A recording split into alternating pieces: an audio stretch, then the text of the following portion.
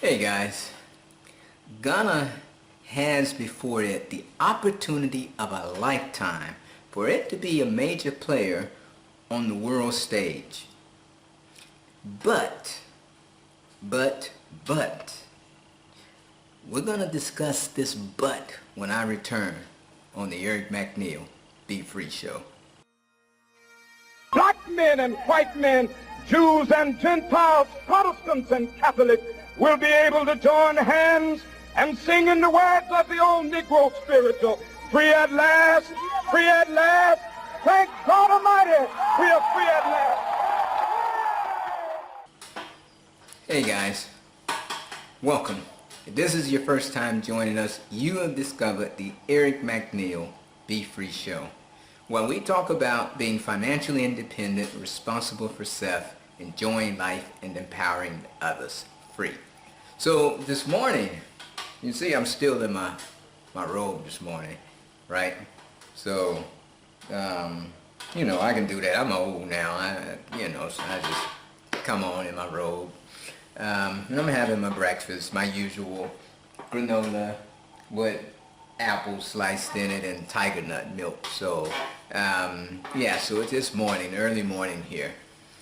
And I just want to today kind of jump on my soapbox, a little bit, and talk about Ghana. Ghana is actually in a very good position, I might add. Last year in Ghana, 2019, we had the year of return. And, all eyes on Ghana right now because it has before it a unique opportunity to grab a seat and to become, a significant influence in Africa and, the world power if it plays its cards right. Because all eyes are definitely on Ghana. So there's a unique opportunity in the business arena for Ghana. And, like anything though, if you don't act on your opportunity, somebody else can just come steal the ball from you and run it in for a touchdown that you never thought about because they fill the gaps that you wouldn't really fill. So when I say Ghana has this great opportunity, a lot of people want to come to Ghana. A lot of people are talking about Ghana, but there's a but. Well, let's discuss that but today. I mean, there's some smaller buts, but this is a fairly big but that I think Ghana needs to address. And because we are here in Ghana, we all need to address it. We all need to be a part of the solution. And that's why I'm here, to be a part of the solution, and hopefully others who are here and see themselves as part of the solution. But today, I said I want to jump on this soapbox here. So I was, fortunately I was already up because I went to sleep early yesterday, and then I got up around midnight or 1 a.m. or so, and I just started working. A lot of times I sleep early. They just work through the night. So I did that last night. I just worked through the night from about, 1 a.m. or so up until the morning. And I haven't been to sleep since because I fell asleep early yesterday. But anyway, before the sun was up, maybe about 5:30, I heard these voices behind my house near the poly tank, the water tank, just the water tank, and the radio going. And it's like, I know that can't be my workers, here. So it turned out to be the workers who are doing some work on the chief's land. And, so I knew who they were. And so I was like, I'll go, which means, excuse me. I just hollered from the window, the bathroom window. He's like, oh, good morning, good morning. Sun is not even up yet. It's about 5:30 at this point. So I'm like, hey, your radio, too loud, down, cut it off, your radio. Oh, hey, good morning, oh, hey, okay. So I cut the radio off, and I went back to work. Then moments later, I can still hear him talking, just having a conversation. right outside the poly tanks. And if, you know, I've shown the house a few times, so you see how close the poly tanks are to my house. I don't know, 20 feet or so. So they're having a conversation. Not too loud, but it's loud enough to make a difference where they should know better. So, you know, I went outside, put on my robe, went outside. I was like, hey, I say, listen, guys, I give you the opportunity, you know, you come to my property, use my resources. I say the least you could do is at this time of the morning, keep the noise down, okay? I was like, you shouldn't be playing radio this loud, you know, even at all near somebody's property. I say, you shouldn't be having this type of conversation at this time. I say, keep the noise down when you're right here. You come get your water and you go up there and then you talk. Hey, sorry. So I say that, I start thinking that Ghana needs really to improve their customer service. That's the but in Ghana that I think if we don't address, it's going to wreck Ghana's opportunity to be significant in the eyes of the world, is that customer service aspect. And people may think that it would just solve itself and that it's nothing to worry about, but let me tell you, you know, we think that some people might even think that it should be obvious to people. And you know, and I could get, sometimes, you know, when I'm not thinking right, I might get a little frustrated because I might sometimes even think myself it should be obvious that some of the things that they do, they shouldn't be doing. But let me tell you this story. You've heard me talk about the college I went to, Florida A&M University, or FAMU, in Tallahassee, Florida. That's the school I graduated from. I tell you, you know, and you've heard me talk about it a million times. And it's one of the top 2 best universities in the world. And you ask, what is the second best university? Is whichever one you choose. I just know Florida A&M University is one of the best. But anyway, that's my school. But before I went to FAMU, I went to college at another university, University of South Alabama, which was in Mobile, Alabama, where I'm originally from. So I went there 2 years before transferring over to FAMU. Now, the University of South Alabama is a traditionally white school, right? At the time I went, you may have had roughly 12% of the students that were black, and you know, most of them white. And so when I went there, my sister was working on the campus. My oldest sister was working on the campus as a counselor, and I was having the most difficult time at University of South Alabama. I was barely getting by, to tell you the truth, just making average grades, barely making it. And I had recently come out of the military, went there, and I think I was majoring in computer engineering or something like that. But I was having a tough time. And my sister told me, Eric, you need to leave. This was the sister that was working there at the time. She said, you need to leave and find you another school to go to. This school is not right for you. Because she could see, and you know, sometimes, you know, your siblings can see things that you can't. And I was like, yeah, she's probably right. So I end up transferring to Florida A&M University and end up graduating at the top of my class, magna cum laude, just all types of opportunities. So it was the best. It was the best decision that I ever made in my life, bar none. Now, if you just look at that on the surface and you ask yourself, well, why did Eric do so well at Florida A&M University, which, mind you, is a black university, historically black college and university. So overwhelmingly, most people there are black. And funny story, before I go on a tangent, here's a funny story here. But when I graduated there, I was working at a major pharmaceutical company, Eli Lilly and Company, and they were recruiting a lot of FAMU students. And we were walking one day, a few of us, with a couple of the white guys there, and they was like, "Oh, FAMU." He would call it, one of little white friends, he would call it FAMU students. And he say, "Oh, I hear you guys, Eric, FAMU students at FAMU are pretty bright."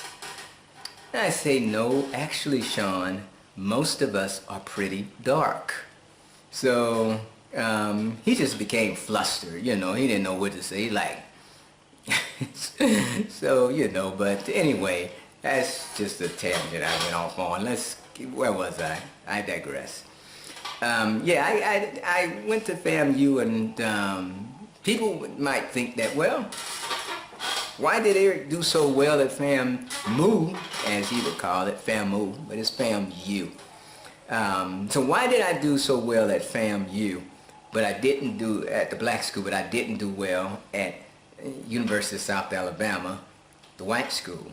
People would say normally is that because the white school was much more rigorous, because the white school was much more difficult, FAMU was much easier. And I say, no, that's not the case. That's not the case. And I'll tell you what the case is that I want you to imagine if you go out in the forest and somebody tells you to chop down this tree. You never chop down a tree. You don't know about the tool. They say, chop down the tree. Go get your tools, and I need you to chop down that tree. And you go grab a sledgehammer and you start whacking away at the tree. Whack with the sledgehammer. And you can't chop down this tree when other people around you are chopping down their trees, it seems, with ease, and you can't get your tree down. And this is how I felt at the University of South Alabama, that I couldn't get that tree down, and I'm trying. And then I transferred over to Florida A&M University, and they recognize that they need to start with you differently than the people did at the University of South Alabama. So instead of them just saying, Eric, go chop down the tree, they say, listen. They explain the tools to chop down the tree, and they say, here are the tools you use to chop down the tree. We got all these tools here, but some of them are better for this job, some of them are better for that job. To chop down the tree, the best tool to use is the axe, not the sledgehammer, okay? Go grab the axe and chop down that tree, and so now you go grab the axe. That was me grabbing the axe at FAMU, and I started chopping, whap. The tree, it comes right down. So I'm like, oh, now it's like that. So now all the companies are taking note, like, this dude, we want to hire him. He chop down trees better than anybody. We need to hire him.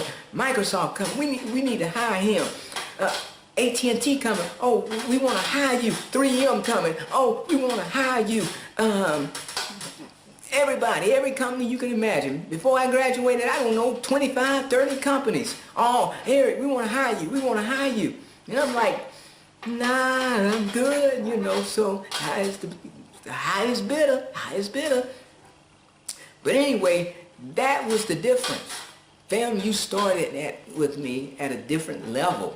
In fact, when I went to FAMU, one of the most significant classes that I took at FAMU was a professional development class. I don't know if they still offer it, but a good friend of mine now, Dr. Thomas Haynes was the instructor of that class, and it was professional development. And it included things that we, coming out of the communities that we came, we may not have had exposure to. Like how to go out to dinner with, a potential employer, sit down, have small talk, have a conversation, how to arrange your silverware, what silverware to use for your salad, what silverware to use for this. So just very small things, but they weren't so small if you're trying to operate in this global world where people expect you to do certain things. So they showed you, this is what you do to assimilate into a broader world. And we're going to expose you to this. At the University of South Alabama, they just assumed you already know. They weren't trying to spend any time on that because they assumed you already know. When most African American students didn't know. They weren't raised in families that already knew this stuff. Whereas most of the white people who attended that school were already exposed to that. That was their norm. That was normal for them. You see? It wasn't normal for African Americans, so FAMU understood that. So they said, well, we take a different approach to our students. We have to use a different approach. So when I think about that, I think about what I see here, things that we assume here in Ghana that should just be common sense. It's not so common because it's not something they're exposed to on a daily basis.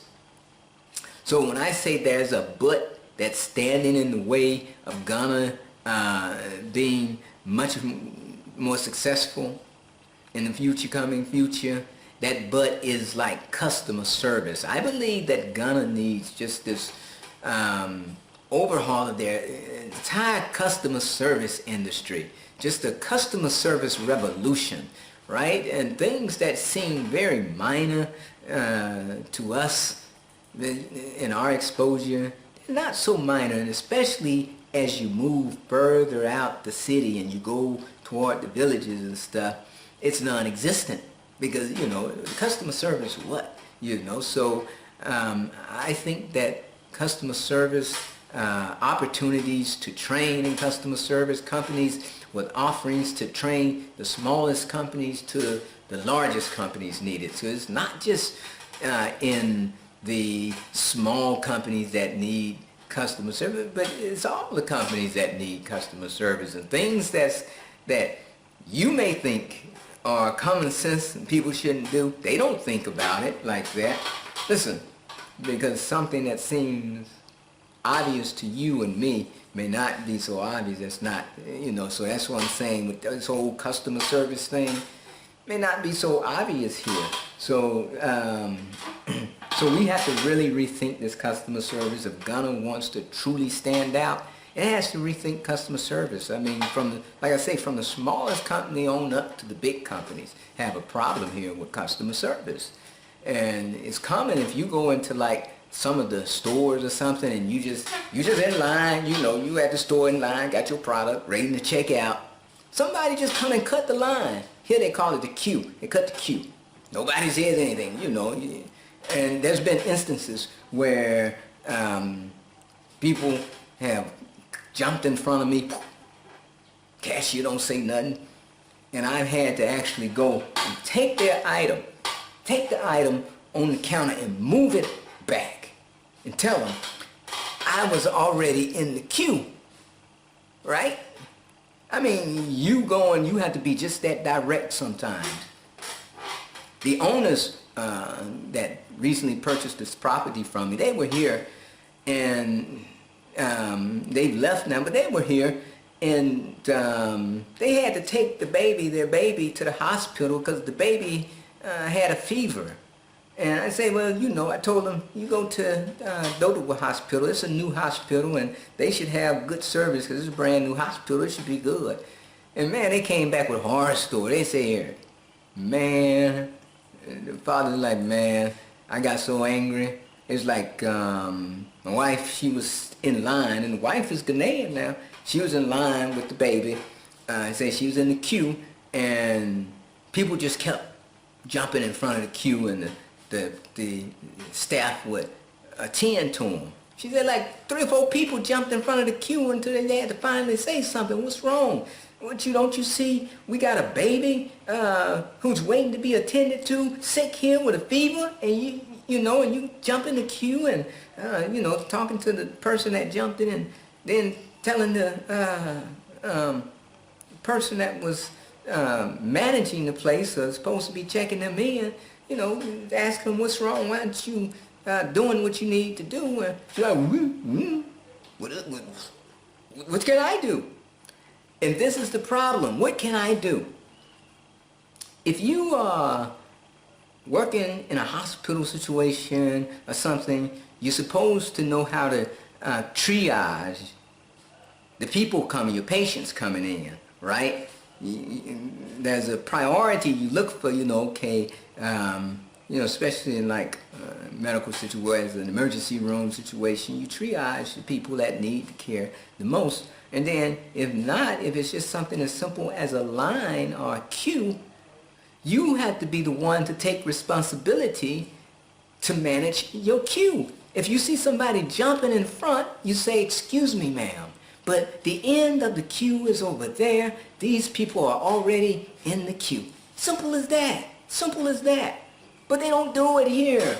And it just irks me to no end, So the customer service, it needs to change drastically.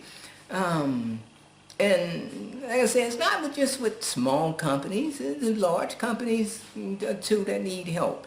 I went to get my one of the Airtel. I mean, it wasn't Airtel. I'm sorry. I'm gonna put that light on Airtel. They got actually good customer service, but one of the telephone carriers that sell internet services, that I use, I went down. Well, it was Glow. I tell you, it's Glow. Some offices you go to are fine, but this one, I went down to their Ghana headquarters to get some problems solved that where I was trying to buy credit and something happened and it took my money, but it didn't give me the credit. So I went down there and 2 girls, they looking like this, playing on the phone. And I stood there because I wanted to see how long. I didn't say a word. I just stood there and I know they knew I was there. They didn't say nothing until I finally said, do you guys plan on helping me out? Oh, what can we do for you, sir? Like I'm wrong. And, I told them I had problems and they checked some stuff. Well, doesn't show in this system. That's all I can do. Okay, it looks like it's all right. It doesn't show in the system. You just have to go buy more. I said, no, I'm not just going to buy more. I need to see your manager. I saw the manager. Manager came out. Yeah, okay, we checked stuff. Okay, it's like next time you just have to do it like this, but it looks like, nothing we can do. I said, well, I want to see your manager. Her manager come, and he, now, we in this thing almost, I don't know, 2 hours, 3 hours, and her manager, sorry, but this is how. I say, no, your system, something is wrong. I say, you need to check further. But we checked, and this is all we see on the system, that, you go through and blah, blah, blah, and this happened, and, we checked, and we can't do anything for you.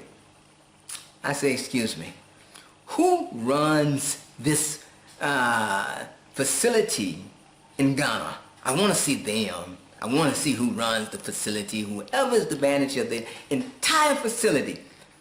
Bring them to me because I'm not going to leave until I speak with them. Period. So they said this person was off on vacation and they would have to contact the person. And I said, well, you better contact somebody who can find out what's going on because I'm surely not going to leave until I speak with them. So they end up having to call this person. Person was, I thought they was lying at first, but the person was on vacation. They end up having to call this person. So they're not empowered, first of all, to do anything. Why don't you have to call the person who's running the entire Ghana headquarters before you can issue a credit to somebody. You see, they're not empowered. They just have like robots. But you're not empowering the people to think and understand. So when the person called and they went through, and at the end of the conversation, they discovered that I was in the right, that there was another place you could buy credit, and they say, oh, the program that we used, we updated it on the website, but we didn't update it through the portal. And that's why it allowed you to do that, and it messed up your transaction. You know, so the guy who ran the facility authorized him to go ahead and give me a credit. And they gave me, you know, I mean, and they even gave me more because of, you know, the problems I had. But this just goes to show you how badly we need customer service now. Now contrast that, you know, I mean, like I say, it's not just the small. Even, you know, I went to Nissan, had to spend the whole day trying to do little small thing, get a little diagnostics done, but they say because it was so close to Christmas, they couldn't help me, and I refused to leave, and I was like, somebody in this department, you know, at whole Nissan got to help me. This was, I think they call it Japan Motors, Japanese Motors, owned by the Lebanese. So, but you know, all of the front of the company is Ghanaian. You know, the Ghanaians telling me, no, we can't help you. Can't. I was like, I'm not leaving. I'm gonna be here with y'all. And somebody gonna help me. I was like, I need to have this done. This is, I mean, it was like real important. I had, this is a situation where somebody did something to my car, and I had the police telling me the only thing they can do something is if I get this diagnostic from Nissan and blah, blah, blah. So I stood that whole day until I finally found out who owned the company and went to the office of the owner, and then so the owner's assistant actually, it was a Ghanaian woman, and she said the owner wasn't in, but she directed me to the manager of the after sales department. Again, and this was a Lebanese guy, so once I told him, and he was like, oh, sorry that you had to go through this, and wait, like they should have helped you out. And so he helped me and directed me right back to the same people who then did the test that I was looking for. It took them no more than 15 minutes to do this test that they was talking about. Oh, it's going to take so long to do it. It's going to be this. It's going to be a problem if we try and help you. It took them no more than 15 minutes to do that test to get me in and out. And boom, I was gone.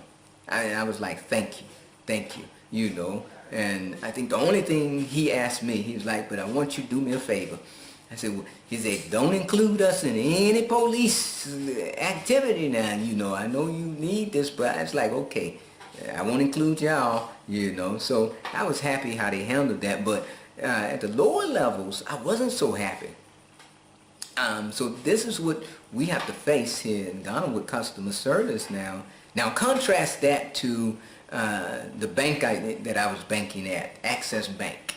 Now, I don't know about all of their locations, but the location I had in Medina, off the chain with great customer service. I mean, when you walked into the bank, you felt special, right? They had, in the bank, once you walk in, there were 2 women who were sitting at desk out there with the, you know, they wasn't behind the counter, all of that, but they was out on the floor sitting with desks. Soon as you walk in, they would know no matter how busy they were, and they'd see you coming, and they would be like, hello, Eric, how are you doing today, Mr. McNeil, blah, blah, blah. So their customer service was impeccable.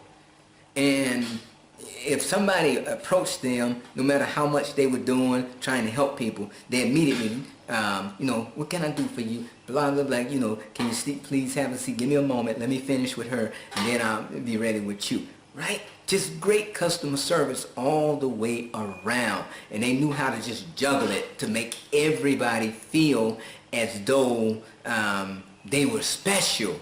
Right? That's customer service.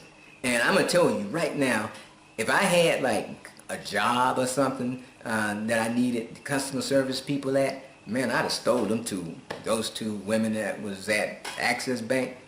I'd have stole them away, right away from Access. But they are great. They were great customer service. So, you know, it's not everybody here, but I'm telling you, a lot of people here need help with customer service. A lot of people need some training, some better training here. And like, I have a background in the medical industry, right? Some of my longtime customers from when I ran my network computing company. Anyway, one of my medical clients that I started managing the company for, they had about 13 offices at the time around the Atlanta area. And they were a fairly large company, but the thing I remember most is that the customer service was not the best. And I'll tell you, it was not the best, but there was already this ingrained culture that was difficult for me to just kind of break them out of, because it had been there so long and allowed to manifest. So when I left, and then eventually the two owners, they parted ways, and each decided to just do their own thing. Well, one of those owners, who I respected a lot, came to me and he said, "Eric, I'm gonna create another company, and I want you to help me put it together." It's like, you know, you have both pieces of this thing, like you know the technology and you know how to run a medical facility. He's like, "So you tell me, what do I need to do to bring you on board and have you run this thing and help me put it together?" And I thought about it. I said, "Well, Dr. B, what I think you need most is to pay serious attention to customer service. So if I come on board with this, we're going to have to put a significant amount of money into customer service." And so he asked me to go put together, you know, what I thought you need and come back. And when I showed him what I wanted to do in customer service, he was like, "Whew, it's a lot of money." And for a small company that was just an idea, hadn't even opened its doors, it was a lot of money, because what I was proposing was like a customer service program that was like Fortune 500 style, you know, that you only see Fortune 500 companies trying to engage in. And it's like a program, you know, a couple weeks or so, you know, that you're going to have to pay people before you even open the doors. Because I was like, before we even open the doors, this is the type of customer service I need to have these people go through. I say, because I seen the problems at the last company, and I'm not going to go through that with these people. So we're going to have to properly train these people in customer service skills. And that included going through the whole 9 yards, from you know, teaching them how to answer the phones and how to approach customer. You know, we did these, you know, these mocks where we would just practice. You know, this is how, these are the situations you can run into when you're approaching patients. How do you handle this? And, you know, when we have conversations, these are the things that they can say to you. How would you handle it? Whole 9 yards we went through.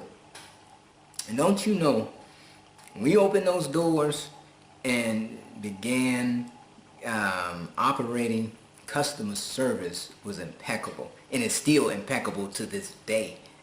When you look at his reviews, you know, for the company, and you see the customer service reviews for C-Baby in Atlanta, off the charts, off the charts. Everybody loved it. But that's the groundwork we did before we even opened the doors to that company, right? This just didn't happen by osmosis, you know, it just poof, you know, it just didn't happen like that. We had to put some work in. We had to spend some money to get there too. So, but that's, I think we need to do that here in Ghana. A lot of times you can call up a company, and not just the small companies aren't the only ones guilty of this, but you call up a company and the person who answers the phone They don't say anything. They waiting for you to say something. And so you just sit there and you got to say hello. I call you up and I got to say hello. Right? And sometimes, you say hello and they be like, hello? I'm like, please, please. Like, if you in a company, somebody calls you up, you should answer the phone. Hello, thank you for calling. This is it hotel. How may I help you, please? You see that? You see how simple that is? Hello, good morning. Thank you for calling Wachi Restaurant. This is Emma speaking. How may I help you? Wow. Wow. Something as simple as that. But we don't do it. Pick up the phone and wait for somebody to say hello. People, we're not going to get there like that. We're not going to get there like that, but we have to have a customer service revolution here, right? People need to start training on customer service. We need to get our act together if we want the world's attention.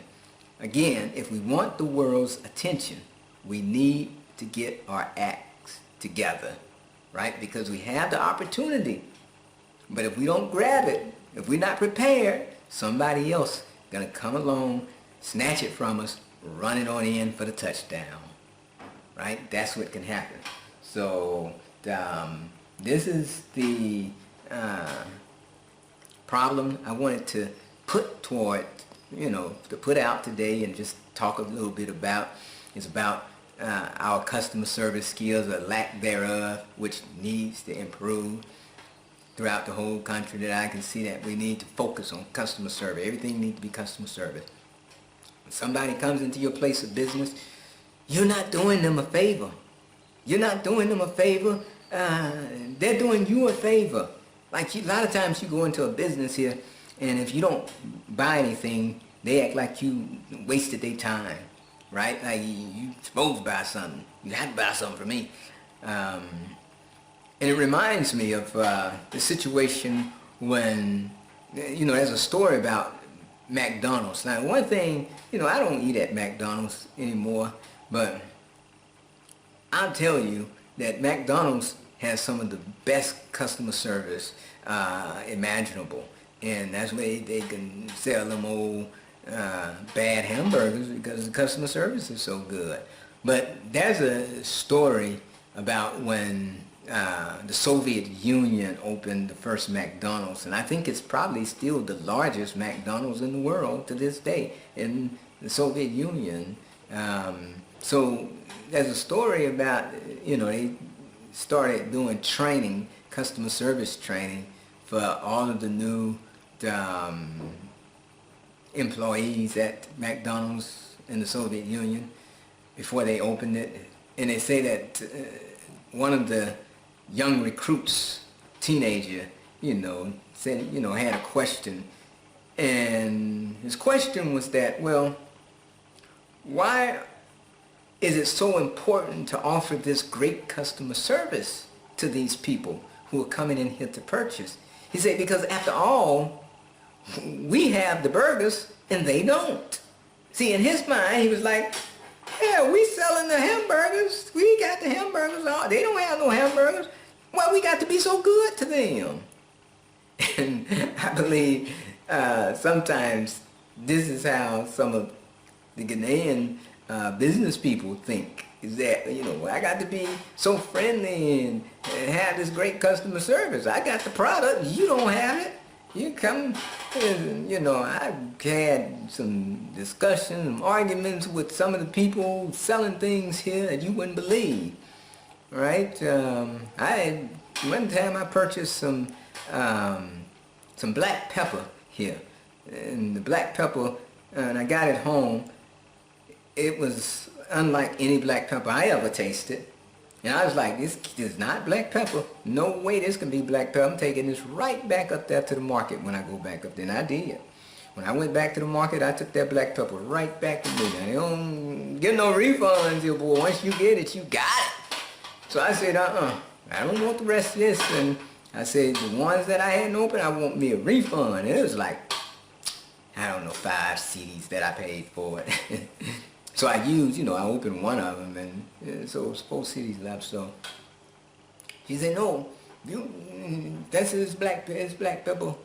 Man, so I said, man, you gonna give me my refund, because this ain't no black pepper now. Y'all ain't gonna cheat me out my 4 CDs, you know, my 5 CDs, because, you know, I had opened one, so it was 4 CDs left.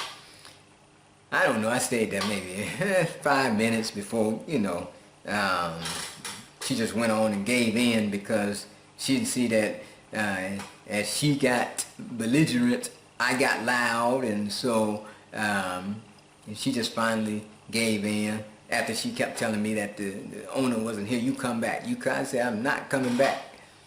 I said, this is not black pepper. You give me black pepper, or you give me my money back. And so she finally took the 4 CDs and gave them to me, and so I left the black pepper. I put the black pepper on counter or whatever, and she told me to leave, and she took the black pepper and she threw it out toward me. She said, you leave, don't you ever come back. And I said, thank you. I said, boy, we need some real customer service training here. Do you hear what I'm telling you? We need some here. I mean, like I say, we got some opportunities to become a great nation, to rise up and have the entire world coming here to witness what we're doing. But it's going to require that we do a great job at customer service. And we do a great job at respecting one another, right? You know, just even like this morning when they came to the house and they were talking and had the radio on, it also showed me not only there's a lack of, you know, understanding customer service, but it showed me that there was a lack of respect. Like there's a lack of mutual respect sometimes I see here.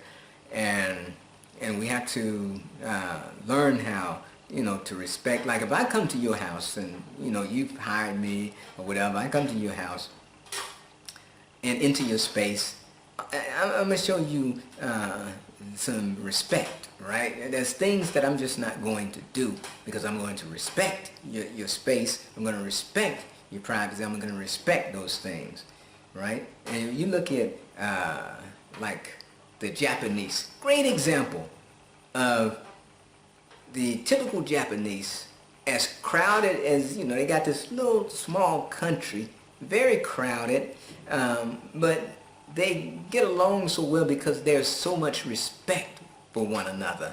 You know, when a Japanese person gets on the train or something, you know, they ain't making no loud noise, they ain't being belligerent, they ain't being disrespectful, you know. They want to be respectful toward one another. And we have to begin to do that same thing. We have to begin to follow suit and respect one another. Right? Because we always talk about how people around the world don't respect us. They don't respect the African. They don't respect the black. But a lot of times we don't respect ourselves. And until we learn to respect ourselves, we can't expect anything different from anybody else, right? So that's where it starts. It starts at just basic respect for one another. And it manifests itself into customer service, right? We have to grow that thing, you know, the whole customer service arena needs to be rethought, and we need a revolution in that area. All right, so anyway, I'm just rambling today and on my soapbox about customer service. And if you are enjoying the conversation and you appreciate what I'm talking about, then by all means, go ahead and hit that subscribe button, like, share, comment. Give me your feedback on customer service here in Ghana and the things that you've experienced that you think they're doing well, or things that you think could be improved upon, and how we could all help, you know, Ghana grow around customer service. And also, you can follow me on Facebook at facebook.com. Eric McNeil is free, okay? And there I usually write articles quite often, so if you like to read, then by all means, shoot me a friend request. And as always, hoorah, ahuru. Now be free.